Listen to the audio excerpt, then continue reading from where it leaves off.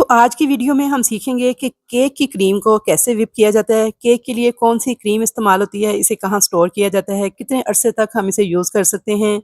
छोटी-छोटी सारी टिप्स जो हैं आज की वीडियो में मैं आपके साथ शेयर करूँगी, तो वीडियो को आपने लास्ट तक वॉच करना है क्योंकि पूरी वीडियो के दौरान बहुत ही काम की बातें मैं आपके साथ शेयर करूँगी।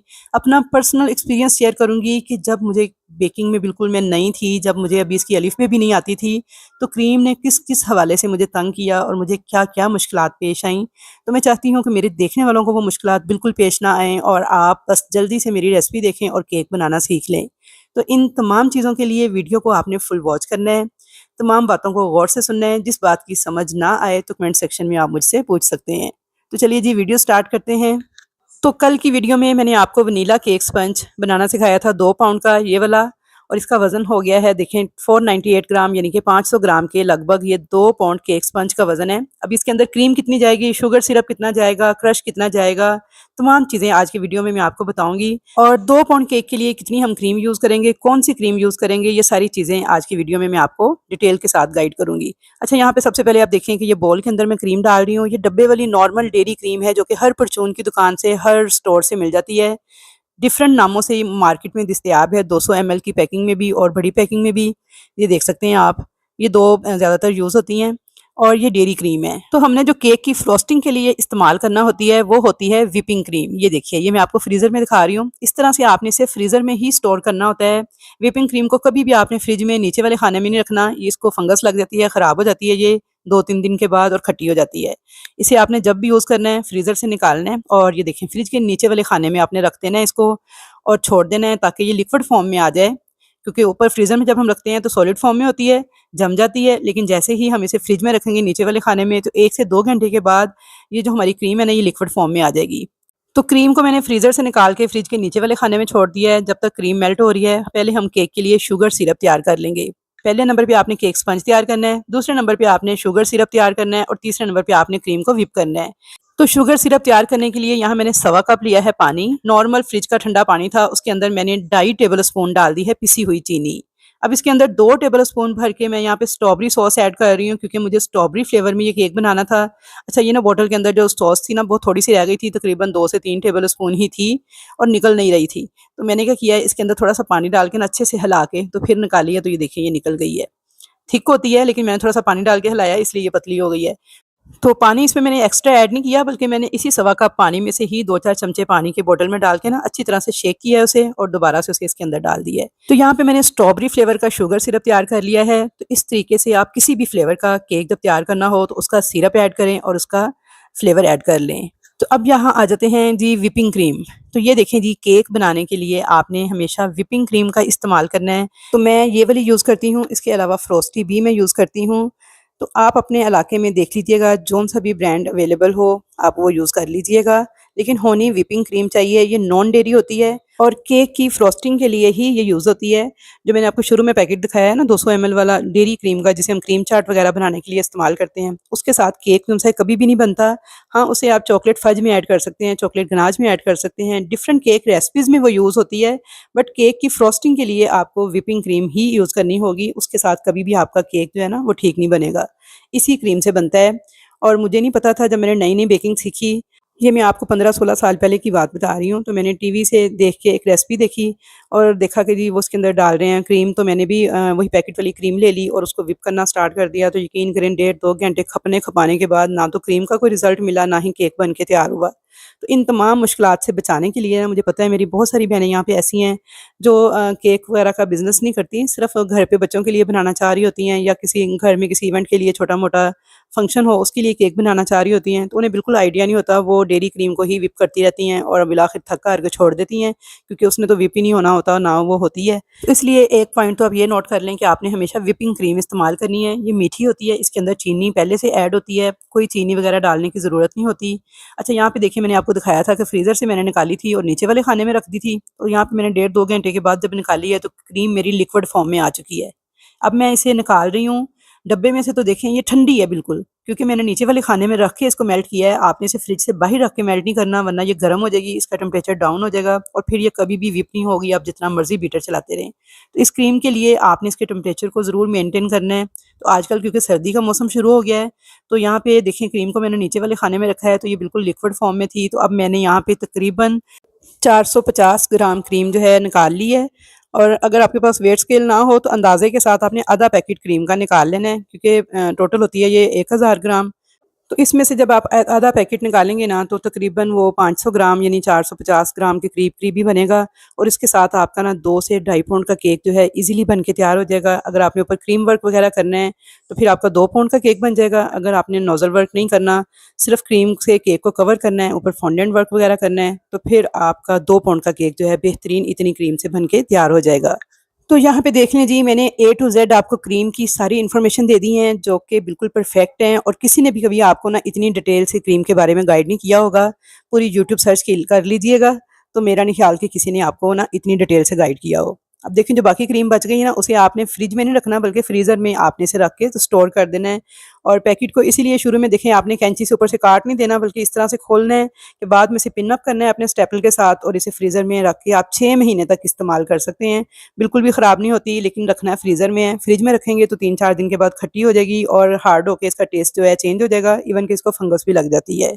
तो चलिए जी, अब क्रीम को व्हिप करना स्टार्ट करते हैं। तो यहाँ पे देखिए ये क्रीम मेरी बिल्कुल लिक्विड फॉर्म में आ चुकी थी, लेकिन ठंडी ठार क्रीम थी, गर्म बिल्कुल नहीं थी, क्योंकि मैंने फ्रिज के नीचे वाले खाने में इसे 1 घंटे के लिए रखा था। तो इसका जब से ही टेम्परेचर डाउन हुआ तो ये मेल्ट होना स्टार्ट हो गई थी। अब मैंने इसे जब फ्रिज से निकाला है तो ये मेल्ट तो हो चुकी है, लेकिन ठंडी क्रीम है। अब इसके नीचे मैंने कोई बर्फ़ वगैरह नहीं रखी, कुछ नहीं रखा। सिंपल मैंने बस इसे एक नॉर्मल टेम्परेचर वाले कमरे के अंदर रखा है और व्हिप करना स्टार्ट कर दिया है।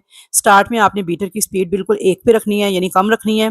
और 3 से 4 मिनट के बाद आपने इसकी फुल स्पीड पे व्हिप करते जाना है।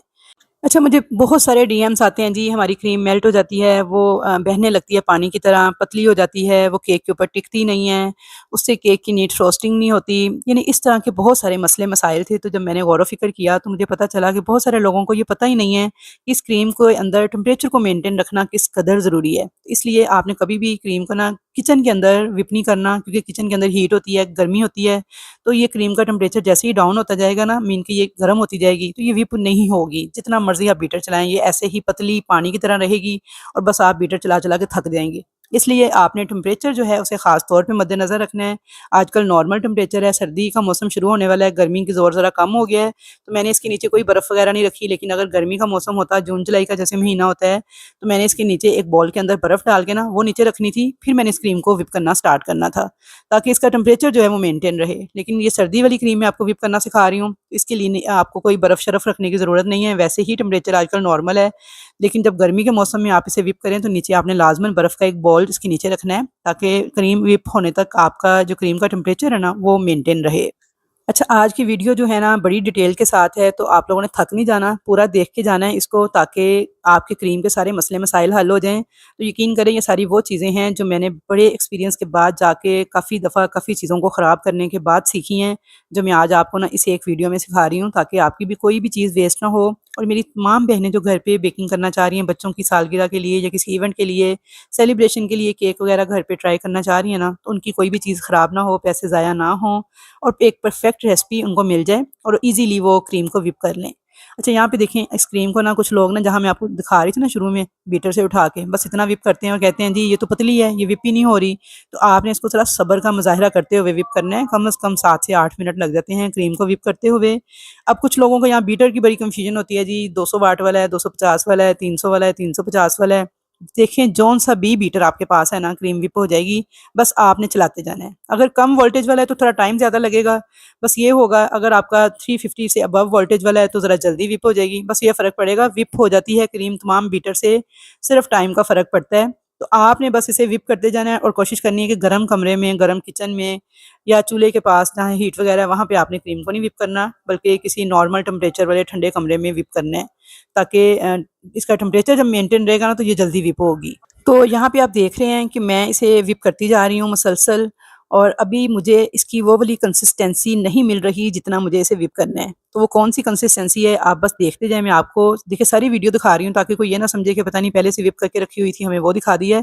बल्कि मैं आपको लाइव सब कुछ दिखा रही हूँ कि आपको पता चले क्रीम की कौन-कौन सी कंडीशंस चेंज होती हैं, उसके बाद जाके ये व्हिप होती है।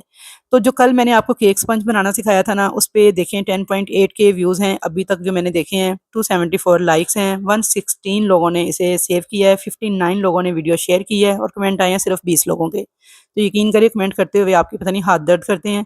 आप इतनी लंबी वीडियो देखते हैं, इतनी सारी इन्फॉर्मेशन मैं आपके साथ शेयर करती हूँ, लेकिन कमेंट करने की बिल्कुल भी ज़हमत नहीं करते। तो काइंडली कमेंट किया करें, हौसला अफ़ज़ाई किया करें। आज आप मेरी करेंगे, कल कोई आपकी भी करेगा। जब आपके केक अच्छा बन के तैयार होगा ना, तो फिर आप मुझे दुआएँ देंगे। तो साथ ये भी सोचेंगे कि काश कमेंट करके कोई हौसला अफ़ज़ाई कर ही देते। तो इसलिए कमेंट करके ना मुझे बता दिया करें कि कैसी लगी आपको वीडियो, कुछ सीखने को मिला, नहीं मिला, आपके लिए हेल्पफुल साबित हुई, नहीं हुई, जज़ाकल्लाह, माशाअल्लाह, कुछ तो लिख दिया करें, इतना कुछ है लिखने को। अच्छा, अब यहाँ पे देखें बीटर को मैं फुल स्पीड पे चला रही हूँ और मुझे तकरीबन यहाँ पे ना 7 से 8 मिनट लग गए थे इस क्रीम को व्हिप करते हुए और ये काफ़ी हद तक व्हिप हो गई है। अब इसकी निशानी ये है कि देखें मेरे आप गौर करेंगे ना तो ब्लेड के साथ देखें क्रीम इकट्ठी होना स्टार्ट हो गई है।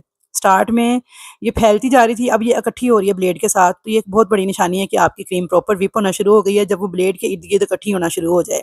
उसके अलावा देखें इसका टेक्सचर चेंज हो गया है, देखने से आपको आँखों से ही पता चल रहा है कि क्रीम स्टेबल होना स्टार्ट हो गई है।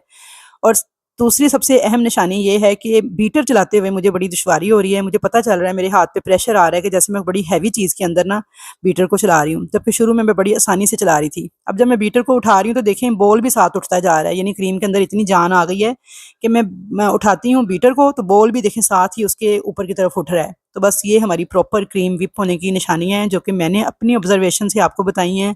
आप अपने हिसाब से जब 2-4 दफ़ा करेंगे ना ये काम तो आपको एक्सपीरियंस से पता चल जाएगा। अच्छा, एक बड़ी अहम चीज़, आपने बीटर के ब्लेड कैसे साफ़ करने हैं। देखिए मैंने थोड़ा-सा ऊपर उठाया और खाली मशीन चला रही हूँ। क्रीम के अंदर नहीं, मैं ऊपर रख के थोड़ा-सा चला रही हूँ, तो देखिए ये सारी क्रीम जो एक्स्ट्रा इसके साथ लगी थी ना, ये उतर गई है और ब्लेड देखिए कितने साफ़ हो गए हैं। अगर आप वैसे इसे करेंगे ना, तो वैसे साफ़ करना बड़ा मुश्किल है। तो इस तरह थोड़ा-सा उठा के, तो खाली मशीन को चला के ना आपने ब्लेड को साफ़ कर लेना है। अब यहाँ पे जी आप देखें, ये हमारी परफेक्ट क्रीम व्हिप हो चुकी है। आप देखें इसका टेक्सचर कितना शानदार बन चुका है और ये देखिए यहाँ स्पैचुला के साथ मैंने लगाई है थोड़ी क्रीम। हिला रही हूँ मुसलसल मैं स्पैचुला को, क्रीम अपनी जगह से बिल्कुल भी मूव नहीं कर रही, टच से मस नहीं हो रही। इट्स मीन कि ये परफेक्ट क्रीम हमारी व्हिप हो गई है। इसके साथ आप केक की फ्रॉस्टिंग करें तो ज़बरदस्त और शानदार होगी और बहुत नीट होगी। तो इसलिए क्रीम को पहले प्रॉपर व्हिप करना सीखें, फिर केक की फ्रॉस्टिंग करनी शुरू करें। जब आपकी ऐसी क्रीम व्हिप होगी ना, तो यकीन करें केक भी बड़ा नीट बनेगा और बहुत अच्छा स्टेबल बनेगा। कोई आपकी क्रीम मेल्ट नहीं होगी, कोई पिघल-पिघल के नीचे नहीं गिरेगी। और एक और निशानी ये है, देखें बॉल को मैंने उल्टा कर दिया है। फुल देखें उल्टा किया, हिला रही हूँ उसे थोड़ा-थोड़ा, तो देखें फिर भी क्रीम टच से मस नहीं हुई, जहाँ थी वैसे की वैसे ही है।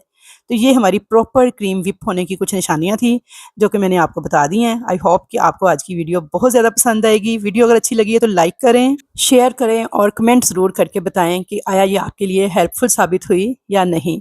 तो मुलाकात होगी कल की वीडियो में आपके साथ। तो कल मैं आपको केक की क्रम कोट करना यानी इस क्रीम के साथ केक को कवर करना सिखाऊँगी। अल्लाह हाफ़िज़।